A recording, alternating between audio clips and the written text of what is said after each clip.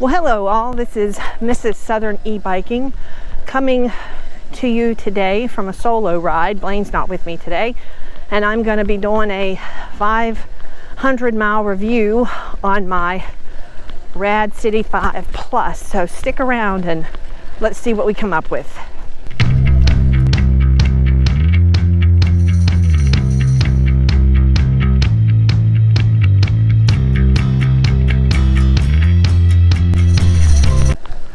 Well, g'day all. This is Miss Southern e-biking, and I am doing a solo ride today. Blaine is feeling a little bit under the weather, and I'm going to be doing a 500-mile review on my Rad City 5 Plus. And it is a hot, very hot day here in North Carolina. And so I just got back from a morning ride with a friend of mine, and we did a 20-mile ride through Umstead Park and through parts of Reedy Creek Greenway near Carl Schenck Forest. Anyway, we've got a decent breeze going, so it's not too bad. But the first thing I wanted to talk about is why I purchased the Rad City 5 Plus. I have a slight stenosis in my spine, right below my neck, and so it's very much imperative for me to have a bike that is comfortable. And what I mean by comfortable, I mean that it has to be able to sit me upright. Most bikes or bikers that I see are leaning forward in some form or fashion, and that is not something that I can do. The Rad City 5 is an outstanding bike when it comes to that.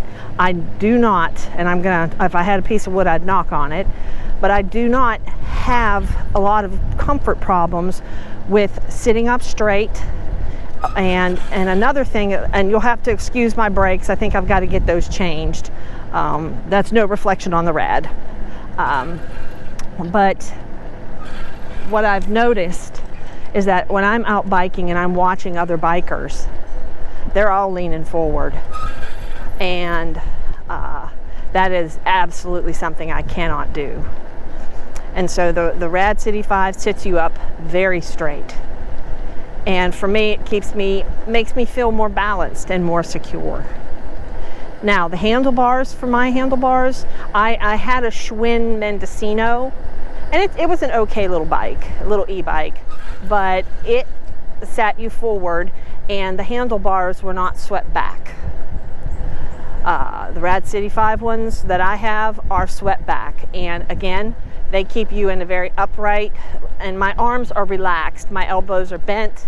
I don't feel like I have that Frankenstein look of where your hands are straight out in front of you and such. And I've heard a lot of people that I know complain about their bikes because their arms are straight out. And several people I know actually have said they have gotten the swept back. They've changed their handlebars because after a while they have noticed pain in their shoulders, and they have felt the prickly feeling from the nerves kind of firing through their elbows and stuff. And so that's another reason why I like the way the handlebars are. And so for me, the comfort level is outstanding. Now, I will say the seat that I got on my Rad when I bought it, I had to change it. That was not my favorite, but that is really not that big of a deal. So for me, the number one reason I bought the Rad, well, there's two big reasons. The one real top reason is the comfort of it. The second is that the battery power. You know, everybody gets battery anxiety, I suspect. You know, are our batteries going to run out? Are we going to be doing a 30-mile bike ride and our battery just drain? And on that little bike that I had that I mentioned previously, I was lucky if I could get 20 miles out of it. And that was with me being conservative. Again, no darts at that bike. It led me to this bike, and I'm grateful for that. But I can get 50 to 60 miles off of my Rad City 5 Plus battery. And that's riding in gravel, that's riding up and down hills. I mean, we ride all over the place. And I don't ever, and there's no way that I'm ever gonna be riding 60 miles on one trip. I don't know that I have that in me. But 30, we definitely ride 30, Blaine and I do. And I don't ever have to worry about it. But I can tell you, when I was riding the other bike that I have, boy, I was constantly looking at the battery and I'm going, oh, and I'd turn the assist off and pedal it, hating every minute of it.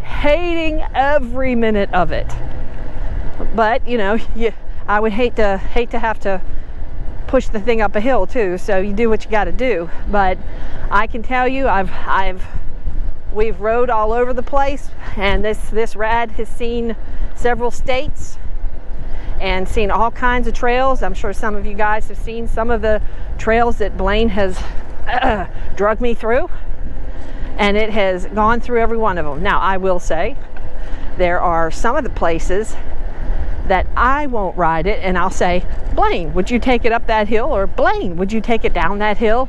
I'm not real adventuresome, but I can say all in all, this bike is wonderful, and I don't think I have really anything bad to say about it. You know, there's no drawbacks for me. I'm a very basic person. I don't want a bike that's got things and bells and whistles and gadgets and gizmos. I want a very simplistic, very minimalistic type of a bike. And you know, I believe that this bike qualifies for me for that. Now, having said that, you can have all kinds of bells and whistles. There's no drawbacks to either one. I don't like change. I like things to remain the same, and I like the basics. So, now having said that, you know, this bike is classified, from what I understand, as a cruiser bike. But I can tell you, I have had it off-road. Now, again, not on mountain bike trails. I'm sure Blaine could put it on mountain bike trails and it'd be just fine, but that's not my thing. But today, like I said, I went riding at Umstead Park, and they have, you know, gravel trails, and they have, you know, on most of the trails were off-road. And this bike went right through it, no problem. So it's, you know, it's very reliable, very, very useful bike that can do different things. I limit it. The bike isn't limited. I limit it myself personally.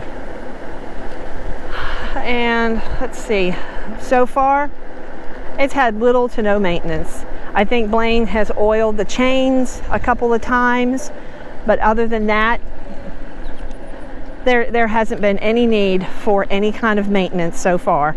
Knock on, again, if I had a piece of wood. And that's another thing that I appreciate now. I have a husband who knows how to work on e-bikes, so I'm very fortunate with that. You know, a lot of people don't have that luxury. And I can tell you, I don't want to learn how to do that stuff. That is not for me. I'm busy constantly, and I don't want to have to learn how to oil a chain or change a brake or any of that stuff. And the Rad has been so very easy. Minimal maintenance at this point. And so I appreciate that oh so much. And from a standpoint, I know that may not be everybody. You know, a lot of people, that's what they live for. They want to get into the nitty-gritty. They want to get their hands dirty. I work so much, you know, with our business and stuff. My idea of fun is not greasing a bike chain or changing a tire or any of that. So my idea of fun is going out and hiking on a trail or jumping on my bike and just doing the basics, you know, and then just enjoying the ride. I guess that's what Blaine says often. It's just enjoy the ride. And so that's what I like to do. And that's, again, that's not for everybody. You know, a lot of people like to get into things, and there are things that I like to get into, but maintenance is not one of them. So, but all in all, I am glad that I bought my Rad City 5 Plus. I have not been a day disappointed in this bike. And as far as enjoying riding it and where we go, oh, and speaking of riding it, you know, on the trail, I will say that I'm thinking about getting some better tires on it. Nothing that's wrong with these tires, but I'd like a little bit more tread, because we do often go a little bit off road, you know, on dirt roads or gravel roads, and the particular tires that are on this right now, they don't have a lot of grab to them, and I would like a little bit more grab, because just because of that, you know, I'm a little bit more cautious than most people are, and so I never feel completely comfortable when I'm on the bike on a gravel. Now, pavement's a different story. I don't normally have a problem being on the pavement, but the gravel's a little bit more. So I went and spoke with, and I really wish I could remember the name, but it's a bike shop in downtown Raleigh, North Carolina, and I went and spoke with them about it, and she said they could absolutely put me a tire on here, which I'm very grateful for. But it's like she said, the tires that I have right now are basically brand new, and she said, you know, why don't we wait until, you know, you need tires. She said, I'll put them on for you. She said, but I hate the thought of having to, you know, you not using these tires that you have on first and then go ahead and changing them. So, I mean, props for the business, because she could have easily just said, yeah, I'll change them for you, and, you know, $200 later. But anyway, I'm going down one of those rabbit holes that Blaine's goes down all the time. But anyway, so that's kind of where I sit with my Rad. And of course, you know, customer service has always been excellent. They did me right, and I have no complaints. Anyway, a couple other things I wanted to kind of chime in there about. The little bag that I have on the back of my bike. Now, Blaine has a Topeak, and that's great. He loves his Topeak bag, you know, because he likes to take it on and off. Again, this is my simplistic, minimalistic view on things. I don't want to have to take that thing off and on. I don't want to have to touch it. And so the bag that I have on the back of my bike, it has been on my bike since I bought this bike. Literally on my bike the whole time. And I don't ever take it off. I mean, when I say I don't ever take it off, that means I don't take it off when I'm done riding. I don't take it off when we put it on the rack. That thing has been on my bike since I started riding this bike. So I guess I'm giving out a shout out for this bag here.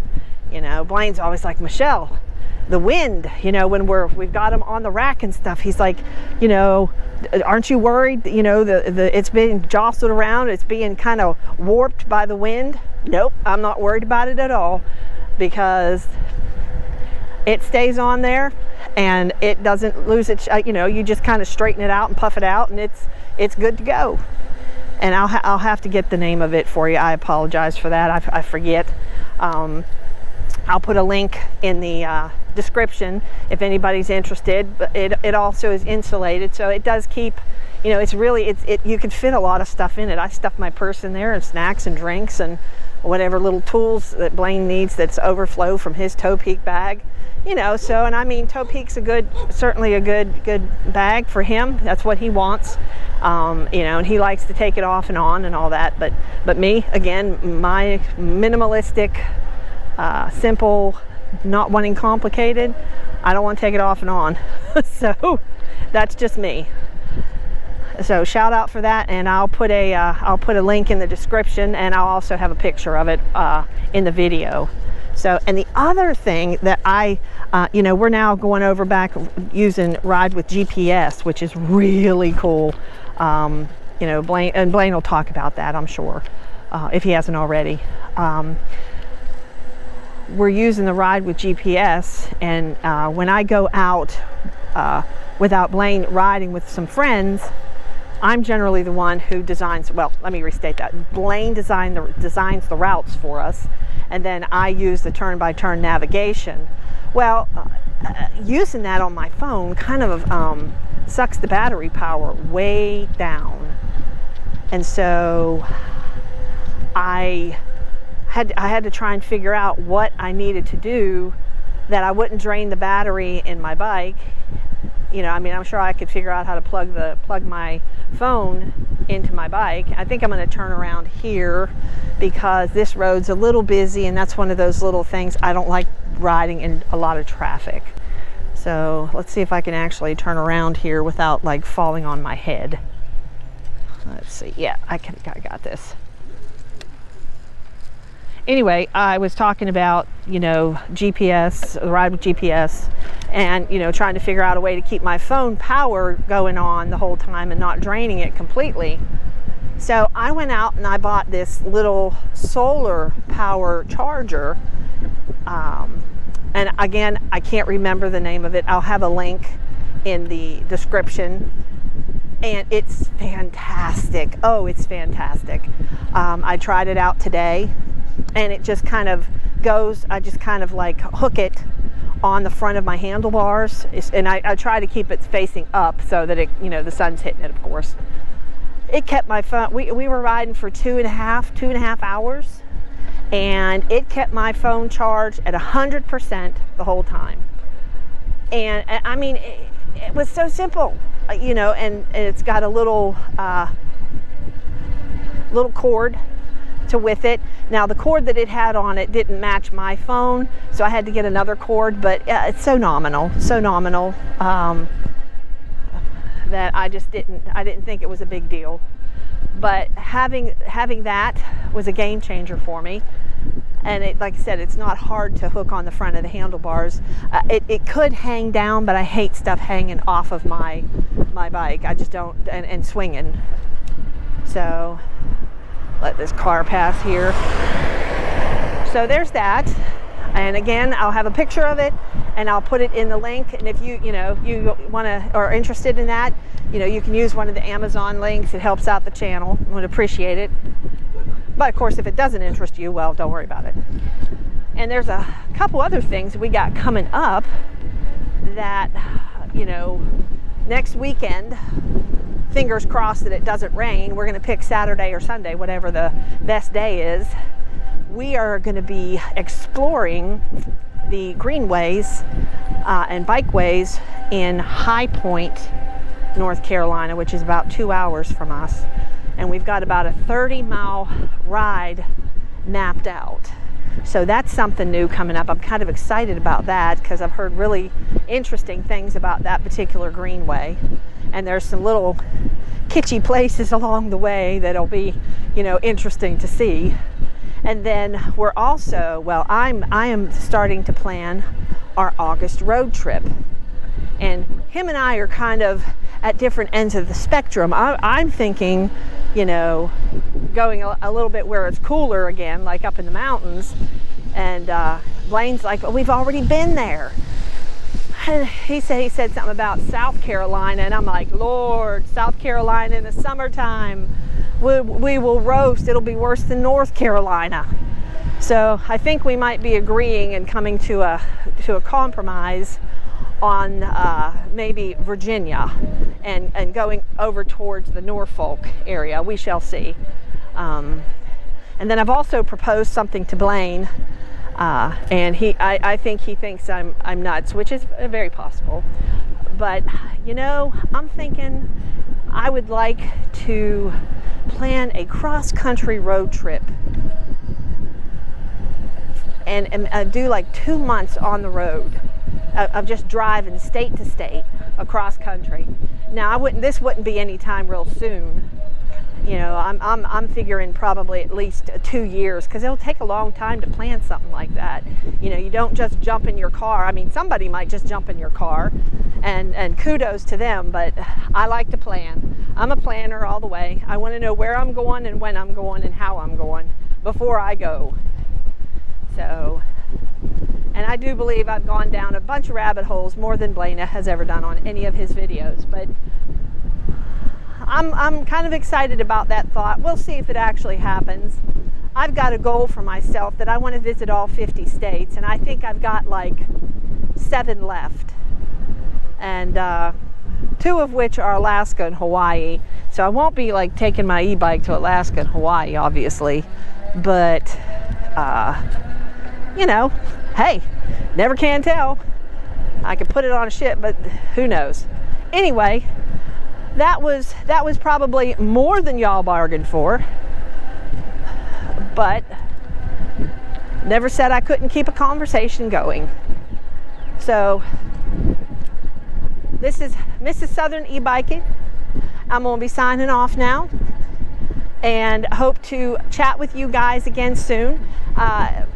Put some comments down in the comment section. Tell me what y'all think. Especially love to hear about your thoughts about the swept back handlebars and the comfort of y'all's bikes. You know, what y'all think about, you know, your riding seat and position and stuff.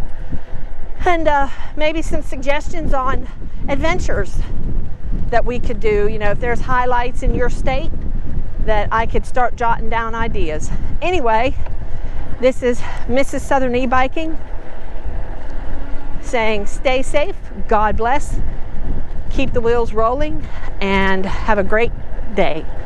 I'm out.